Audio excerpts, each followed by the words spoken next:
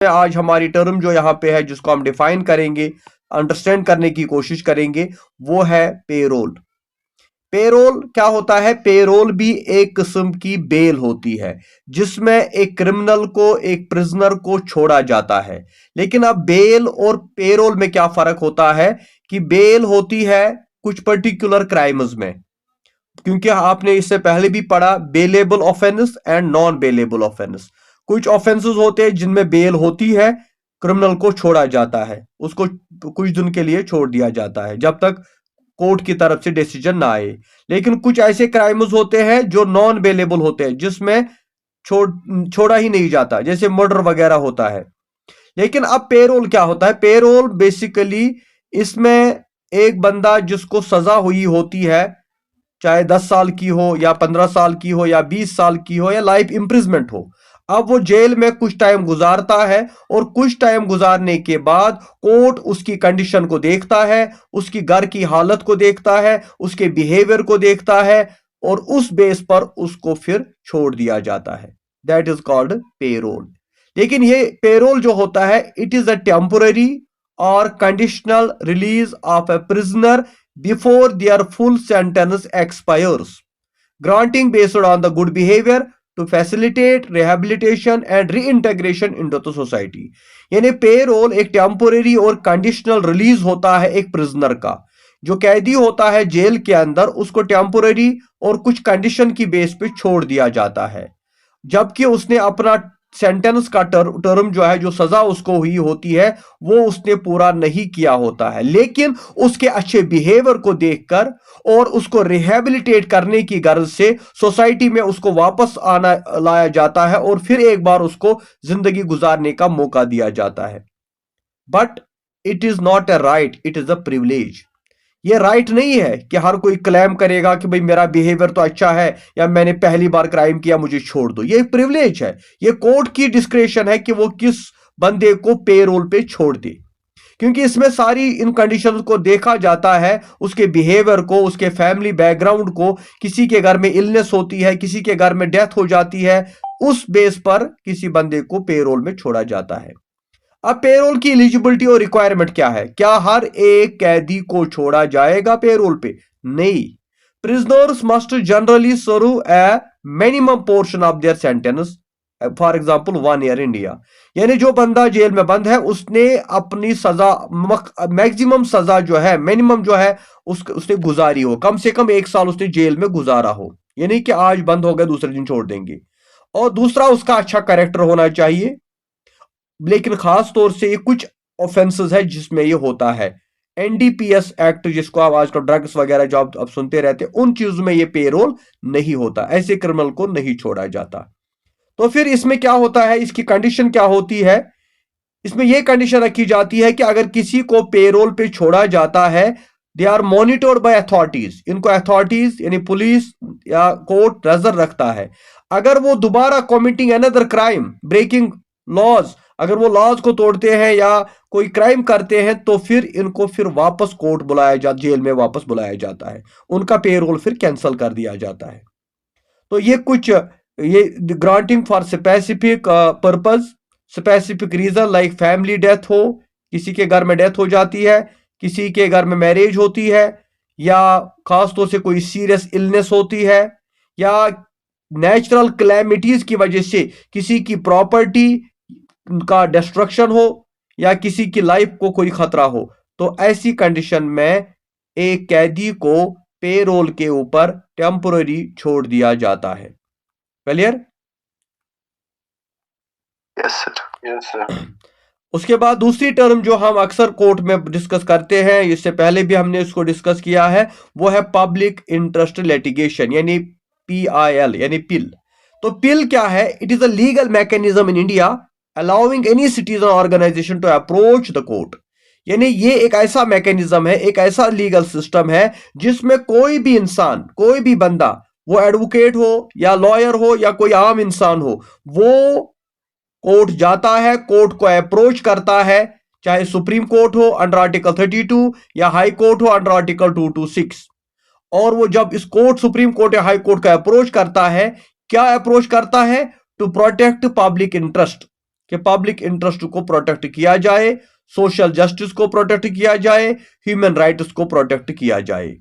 यानी अगर किसी बंदे को लगता है कि हमारी सोसाइटी में पब्लिक इंटरेस्ट प्रोटेक्टेड नहीं है, पब्लिक इंटरेस्ट के खिलाफ काम होता है, सोशल जस्टिस प्रोवाइड नहीं हो रही है, ह्यूमन राइट्स वायलेशन हो रही है, तो वो कोर्ट में जाता है और कोर्ट में पीआईएल दर्ज करता है और कोर्ट उसकी बात सुनता है और उसके ऊपर एक्शन लेता है।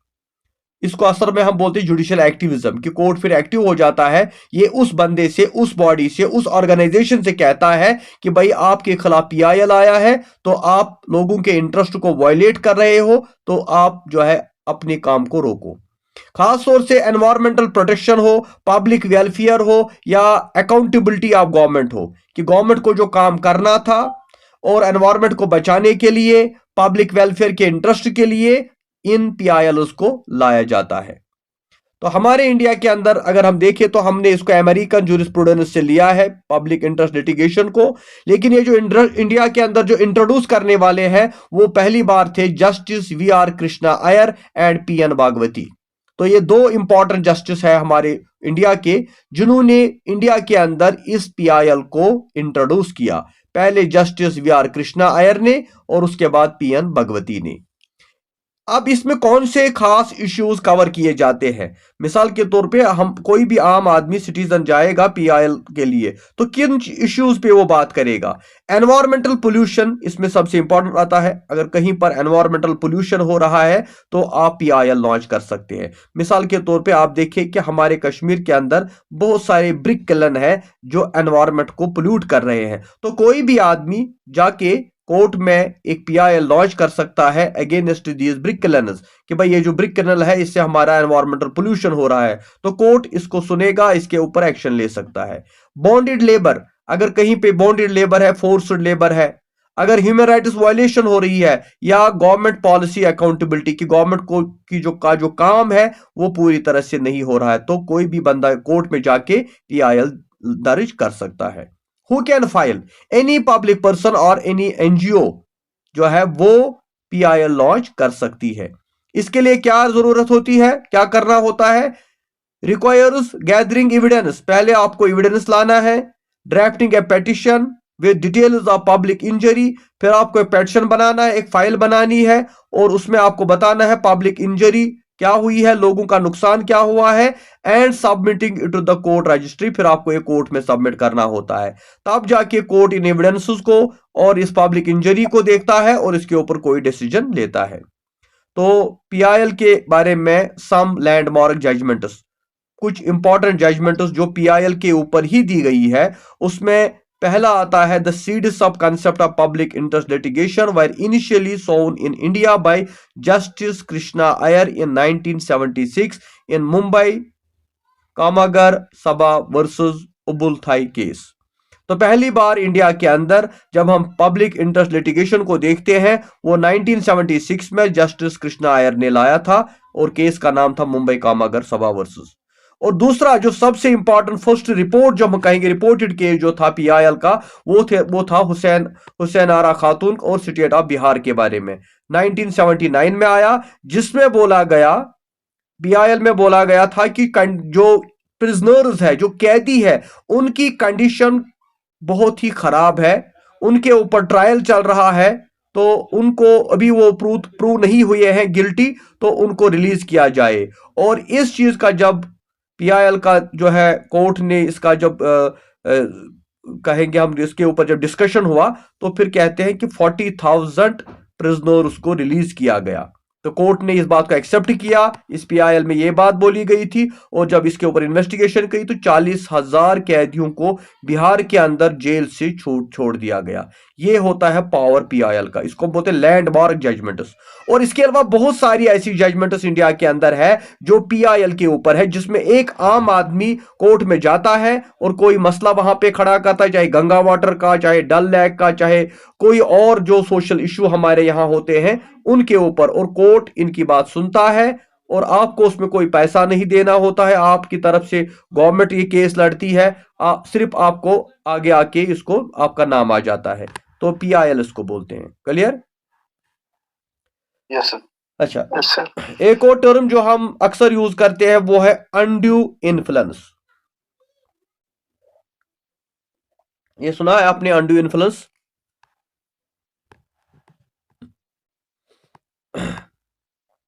जब आप किसी के ट्रस्ट का, किसी की रिलेशनशिप का या अपनी अथॉरिटी का गलत इस्तेमाल करते हैं, अनड्यू एडवांटेज, अनड्यू इन्फ्लुएंस करते हैं, जिसमें इसमें आता है रिलेशनशिप, इसमें आता है ट्रस्ट, इसमें आता है अथॉरिटी। मिसाल के तौर पे हम एग्जाम्पल देंगे एक डॉक्टर और एक पेशेंट की। एक डॉक्टर और एक पेशेंट का जो रिलेशनशिप है ये ट्रस्ट के ऊपर होता है। खुदा न खास्ता हम में से कोई बीमार हो जाता है, हम डॉक्टर के पास जाते हैं और हमें अपने बारे में कुछ पता नहीं होता। हम डॉक्टर को बताते हैं कि हमें ऐसा ऐसा होता है, ऐसा ऐसा मसला है। तो डॉक्टर के साथ एक रिलेशनशिप होती है, हम सारे सीक्रेट, सारी चीजें उसको बता देते हैं और वो सारी चीजें जानता है, वो हमें चेकअप करता है और फिर वो हमारी प्रॉब्लम को देख के दवाई देता है और हम ठीक हो जाते हैं। ये एक ट्रस्ट होता है और ये एक रिलेशनशिप होती है। लेकिन कुछ डॉक्टर्स क्या करते हैं, वो जानते हैं कि ये पेशेंट हमारे पास आया है, इसको हमारे ऊपर काफी ट्रस्ट है, ये हमारी हर एक बात को मानने के लिए तैयार है, क्योंकि ये बीमार है तो ये बीमारी में कुछ भी करेगा। तो वो क्या करते हैं, वो इसको ऐसी दवाइयां देते हैं, ऐसे टेस्ट करवाते हैं, ऐसी सर्जरीज के लिए बोलते हैं कि जिसका कोई फायदा नहीं होता।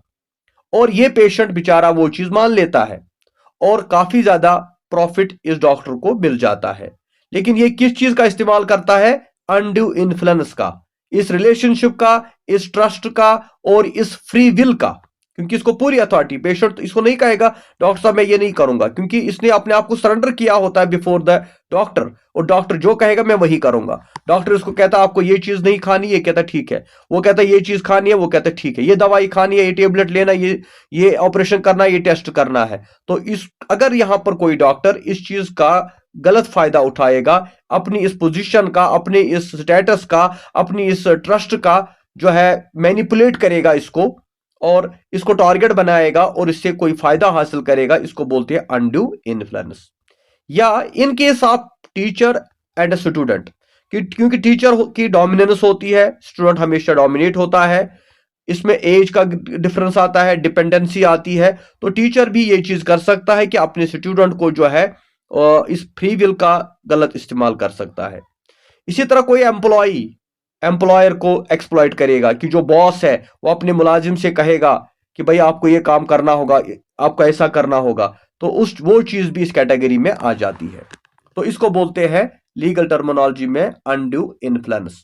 और अनड्यू इन्फ्लुएंस अक्सर होता है इलनेस में, इसमें एज का फैक्टर होता है, इसमें इलनेस का फैक्टर होता है और इसमें डिपेंडेंसी का फैक्टर होता है। क्योंकि आप जब किसी के ऊपर डिपेंड हो तो इन्फ्लुएंस ऑटोमेटिकली आ जाएगा। अगर कोई बीमार है तो इन्फ्लुएंस आ जाएगा। अगर एज का डिफरेंस है कि कोई छोटा है और दूसरा जो है उसको इन्फ्लुएंस करने वाला बड़ा है, तो इसमें क्या होता है, इसके टाइप्स की अगर हम बात करें, actual undue influence, the claimant must prove that the improper pressure was applied to force a specific outcome. जो बंदा ये क्लेम करता है कि उसके ऊपर अनड्यू इन्फ्लुएंस हुआ है, तो उसको ये प्रूव करना होगा कि किस तरह से उसको प्रेशराइज किया गया, उसको मजबूर किया गया कोई काम करने के लिए। दूसरा होता है प्रिज्यूम्ड अनड्यू इन्फ्लुएंस। प्रिज्यूम्ड यानी ये क्या होता है, occurs when a relationship of trust, doctor patient या अटॉर्नी क्लाइंट या care giver exists, creating a presumption that the transition was invalid, shifting the burden of proof to the influence to show it was fair। यानी एक patient को यह prove करना है कि doctor ने कैसे उसके ट्रस्ट का गलत फायदा उठाया, तो इसमें आपको प्रूफ लाना पड़ता है। तो इसका मतलब यह है कि अनड्यू इन्फ्लुएंस भी हमारे लॉ के अंदर एक ऑफेंस माना जाता है। जब आप किसी के ऊपर इन्फ्लुएंस करते हो, उसके मेंटली जो है उसको एक्सप्लॉइट करते हो या मेंटली उसको जो है टॉर्चर करते हो और वो आपकी बात मानने के लिए मजबूर हो जाता है, वो इस दबाव में आ जाता है कि आप बड़े हो, या वो इस दबाव में आ जाता है कि आप जानते हो मैं नहीं जानता हूं, या रिलेशनशिप और ट्रस्ट का गलत फायदा उठाना, इसको अनड्यू इन्फ्लुएंस बोलते हैं। अच्छा, अब एक और टर्म जो हमारे पास है वो है statue. Statute is a formal written law passed by the legislative body such as Parliament or Congress that declares, commands and prohibits specific actions.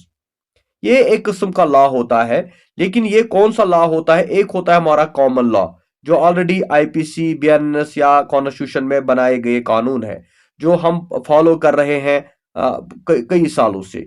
लेकिन स्टैच्यूट जो एक नया लॉ होता है, जो पार्लियामेंट बनाता है, जो हमारी लेजिस्लेचर है, जिसको लॉ मेकिंग बॉडी कहा जाता है, तो ये नए लॉज बनाते हैं जहां पर बिल लाई जाती है, उसके ऊपर डिबेट डिस्कशन किया जाता है और फिर इनको पास किया जाता है।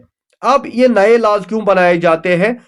इनका पर्पस क्या होता है? टू क्रिएट, अमेंड और repeal laws of defining penalties. ये लॉज इसलिए बनाए जाते हैं ताकि इससे अमेंडमेंट लाई जाती है, नए लॉज क्रिएट किए जाते हैं और एक लीगल और एक लेजिस्लेटिव प्रोसेस के जरिए से ये लॉज बनाए जाते हैं। So they differ from common law, court made law, as they are enacted not interpreted by legislators. तो ये कोर्ट लॉज से डिफरेंट होते हैं। जो कोर्ट के अंदर लॉज बनते हैं, वहां वो प्रैक्टिकली कोई केस आता है तो उसमें कोई डिसीजन आता है तो वो लॉ बन जाता है। लेकिन जो हमारा लेजिस्लेचर होता है, ये लॉज एनेक्ट करता है, इंटरप्रेट नहीं करता। इसको बाद में कोर्ट ही अप्लाई करता है, क्योंकि लेजिस्लेचर का काम होता है लॉज को पास करना, तो इसको इंटरप्रेट करते हैं बाद में जुडिशरी। अब इसकी फॉर्मेशन कैसे होती है? Statute begin as a bills passed by the legislature and in many cases approved by the executive authority like president और गवर्नर। ये अक्सर बिल्स लाई जाती है लेजिस्लेचर के अंदर, पार्लियामेंट के अंदर, और इनको वहां से अप्रूव करके प्रेसिडेंट और गवर्नर का सिग्नेचर अप्रूव किया जाता है उनकी तरफ से, जिसको एसेंट बोलते हैं। तो उसके बाद ये फॉर्मेट आ जाता है। अब डिस्टिंक्शन क्या है? They are distinction for they are statute और अदर लॉज में क्या डिफरेंस होता है? कहते हैं statutes are distinct from common law which is derived from judicial decisions. तो कॉमन लॉ जो है वो जुडिशियल डिसीजंस होते हैं, जुडिशरी के फैसले, लेकिन स्टैच्यू जुडिशरी डिसीजन नहीं होता। They are also different from regulations which are created by administrative agencies. जो हमारी एडमिनिस्ट्रेटिव एजेंसीज है वो रेगुलेशंस बनाती है, रूल्स बनाती है, ये उनसे भी डिफरेंट होते हैं। जैसे फॉर एग्जांपल अभी ट्रैफिक वाले कोई रेगुलेशन बनाते हैं तो वो अलग चीज होती है। Statutes hold higher authority there regulations. Statute जो होते हैं ये रेगुलेशन से भी हायर अथॉरिटी होती है and many cases subject to constitutional review. लेकिन इनको भी जुडिशियल रिव्यू किया जा सकता है, क्योंकि जो पार्लियामेंट लॉज बनाता है, जुडिशरी उनको रिव्यू भी कर सकती है। तो शॉर्ट में ये कहेंगे कि स्टैच्यूज वो लॉज है जो हमारा पार्लियामेंट बनाता है, जो हमारा पार्लियामेंट पास करता है। अच्छा, एक और टर्म जो हम यूज करते हैं वो है प्रेसिडेंट, प्रेसिडेंस या प्रेसिडेंट।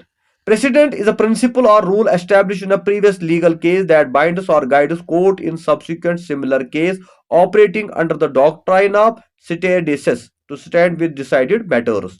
यानी जो केस ऑलरेडी डिसाइड हुआ है और उस केस में जज ने जो फैसला दिया है वो सिर्फ उस केस पर अप्लाई नहीं होता, बल्कि वो फिर प्रेसिडेंस बन जाती है। यानी अगर उस तरीके का कोई केस फ्यूचर में आएगा तो वही फैसला वहां पर भी वो कानून बन जाता है फिर सभी के लिए।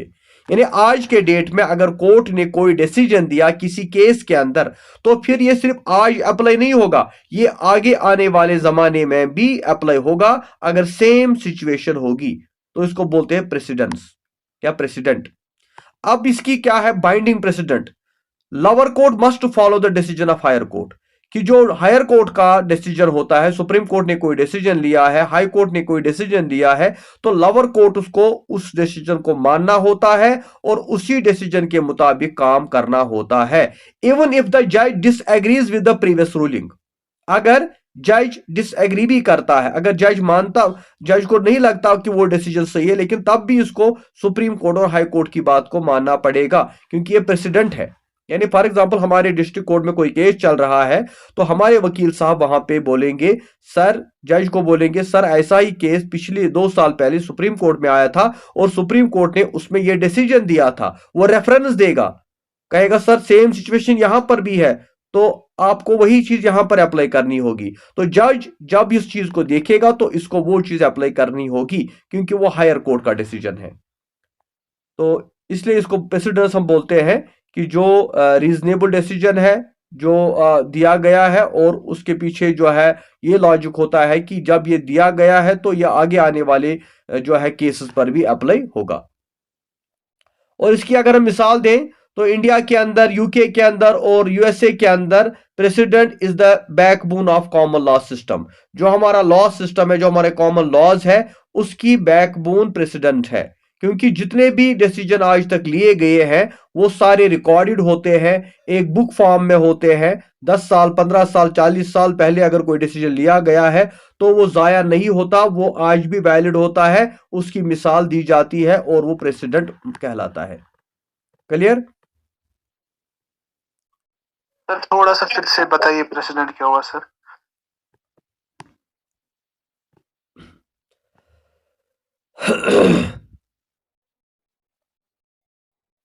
Precedent is a principle or rule established in a previous legal case that binds or guides courts in subsequent similar cases, operating under the doctrine of stare decisis to stand by decided matters. यानी president एक principal है, एक rule है जो establish किया जाता है previous legal case पे। यानी कोई पुराना केस है, कोई आज से 10 साल पहले कोई केस आया है और उस केस में कोर्ट ने क्या डिसीजन दिया है, तो वो डिसीजन क्या होता है, binds or guides courts in similar cases. वो फिर हमारे कोर्ट को आइंदा आने वाले फ्यूचर में अगर सेम ऐसे ही केसेस हो उनमें उनको गाइड करता है, और उनको पता लगता है कि ये केस पहली बार नहीं आया है, ये केस तो 10 साल या 20 साल या 5 साल पहले आया था और इसमें सुप्रीम कोर्ट या हाई कोर्ट ने ये डिसीजन दिया था, तो फिर वो उसको फॉलो करते हैं। है समझ? यस सर, थैंक यू इसको सर। बोलते प्रेसिडेंट। जुडिशियल कस्टडी, तो जुडिशियल कस्टडी क्या होता है? एक होता है पुलिस कस्टडी, दूसरा होता है जुडिशियल कस्टडी। पुलिस कस्टडी मतलब कि पुलिस ने किसी को अरेस्ट किया और फिर वो पुलिस के लॉकअप में रहता है, पुलिस उसको टॉर्चर करती है, इन्वेस्टिगेशन करती है, उसको बोलते हैं पुलिस कस्टडी। लेकिन दूसरा होता है जुडिशियल कस्टडी। जब किसी बंदे को अरेस्ट किया जाता है तो पुलिस उसको अरेस्ट करने के बाद कोर्ट में पेश करती है, और कोर्ट में क्या होता है, जब उसको उसकी बात सुनी जाती है कोर्ट के अंदर, फिर कोर्ट कहता है या तो उसको बेल पे छोड़ देता है या उसके लिए कोई सजा मुकर्रर की जाती है, उसके ऊपर ट्रायल लगती है। तो अक्सर केसेस में क्या होता है, वहां पर जो है उसको बेल हो जाती है। जो नॉर्मल केस बेलेबल ऑफेंस अगर होगा तो इन सारे बेलेबल ऑफेंसेस में ऐसे बंदे को छोड़ दिया जाता है। तो लेकिन अब क्या होता है, पुलिस कोर्ट से कहती है कि हम इस केस में और इन्वेस्टिगेशन करना चाहते हैं, आप इस एक्यूज्ड को हमारे हवाले कर दीजिए, हम इससे और पूछताछ करेंगे। और कोर्ट को वो कोर्ट को वो अपना आर्गुमेंट देते हैं, अपना एविडेंस देते हैं, अपनी जस्टिफिकेशन देते हैं कि हमारी जो अभी कार्रवाई है, इन्वेस्टिगेशन है, वो पूरी नहीं हुई है। अगर आप इस बंदे को बेल पे छोड़ोगे, शायद ये विटनेस के साथ, चाहे ये शायद ये किसी केस को कमजोर करने के लिए बाहर जाकर काम करेगा, तो हम चाहते हैं इसको आप हमारी कस्टडी में दीजिए। तो कोर्ट कहता है ठीक है, हम इसको मानते हैं, लेकिन ये हमारी कस्टडी में होगा, लेकिन आप इसको संभालेंगे। इसको बोलते हैं जुडिशियल कस्टडी। यानी judicial custody in India means an accused is detained in jail under the direct authority of a magistrate rather than in a police station lockup. Police station lockup में उसको नहीं रखा जाता, बल्कि उसको मजिस्ट्रेट की नजर में, कंट्रोल में रखा जाता है। And it is ordered when further detention necessary for investigation. ये तब होता है जब हमें और इन्वेस्टिगेशन करनी होती है, but limiting police access to the suspect without court permission. लेकिन अगर कोर्ट का परमिशन होता है तब ये पुलिस को इन्वेस्टिगेशन की अथॉरिटी दी जाती है। It lasts for maximum 60 to 90 days depending on the offence. ये 60 से लेकर 90 डेज तक जुडिशियल कस्टडी होती है, जिसमें एक एक्यूज्ड को बेल नहीं होती। तो इसको कहां पे रखा जाता है? The accused is kept in a prison और जेल।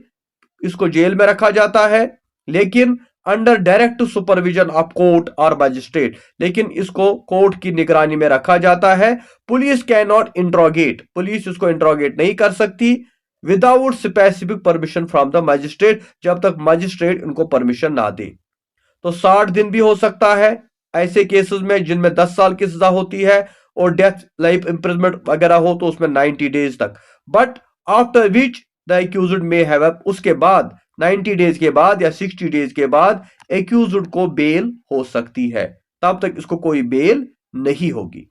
यह अक्सर आपने देखा होगा सीरियल्स में, जब पुलिस किसी को अरेस्ट करके कोर्ट के सामने लाती है तो पुलिस कोर्ट से कहती है कि इस बंदे को बेल ना दी जाए, इसको फिर से 60 दिन या 50 दिन के तक हमारी कस्टडी में रखा जाए ताकि हम पूरा इन्वेस्टिगेशन करें। और कोर्ट कहता है ठीक है, हम इसको बेल नहीं देते, आपको फिर एक बार मौका देते हैं इन्वेस्टिगेशन करने का। तो इसका मतलब क्या, इसका पर्पज क्या है जुडिशियल कस्टडी का?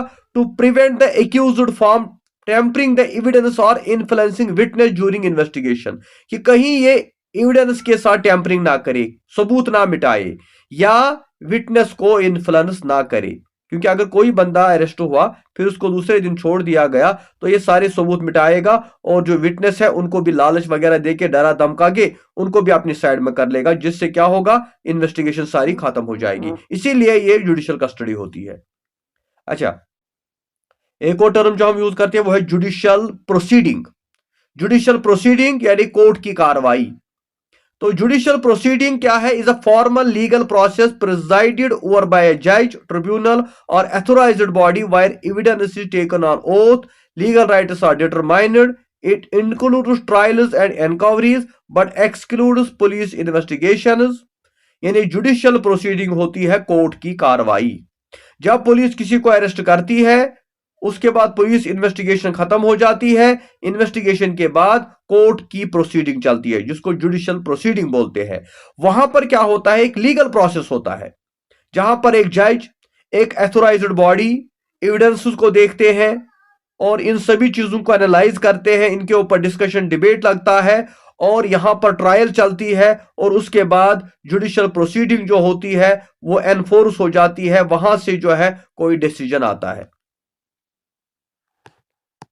अच्छा, और ये इसमें एक चीज होती है, it is structured legal action of term litigation that takes place before a court of law. Court के सामने, जज के सामने ये सारी कार्रवाई चलती है, इसको लिटिगेशन भी हम नाम देते हैं। एक लीगल एक्शन होता है, यहां पर कोई पुलिस, कोई दबाव नहीं होता, तो इसलिए यहां पर एक लीगल प्रोसेस चलता है। क्योंकि पुलिस लॉकअप में किसी को पिटाई होती है, वो वहां पे सारी चीजें एक्सेप्ट करता है कि मैंने ही क्राइम किया है, लेकिन जब कोर्ट के सामने आता, कोर्ट ये चीज नहीं मानता, कोर्ट वहां पे सबूत मांगता है, कोर्ट में फिर ट्रायल चलती है और एक लीगल प्रोसेस के जरिए से किसी को गिल्टी ठहराया जाता है, उसको सजा दी जाती है। इसको बोलते हैं जुडिशियल प्रोसीडिंग्स। अच्छा, स्टे। स्टे तो आपने आप अक्सर सुना होगा, स्टे लाया, इसका मतलब क्या होता है?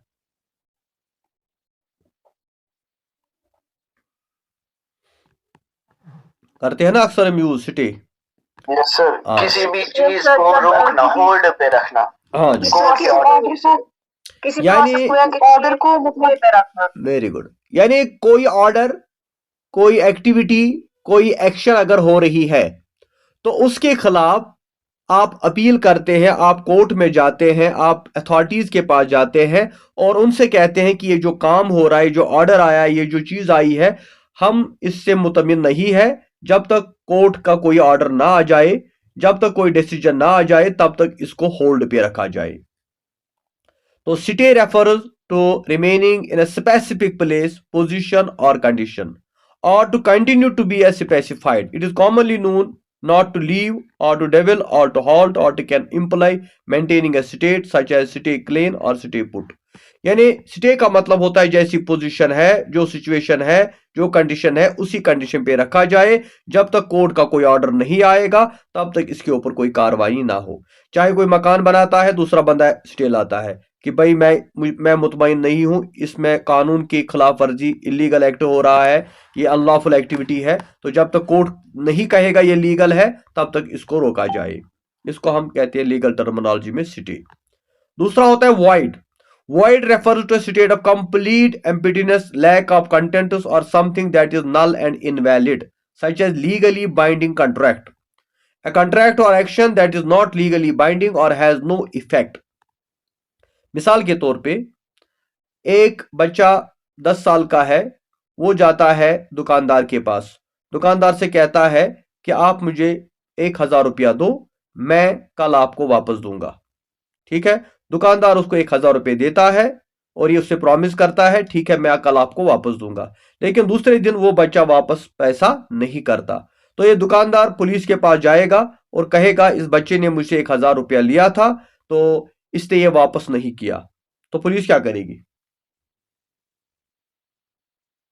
सर केस नहीं कर सकते क्योंकि वो बच्चा नाबालिग है हाँ। और उसके साथ कॉन्ट्रैक्ट करना जायज नहीं है।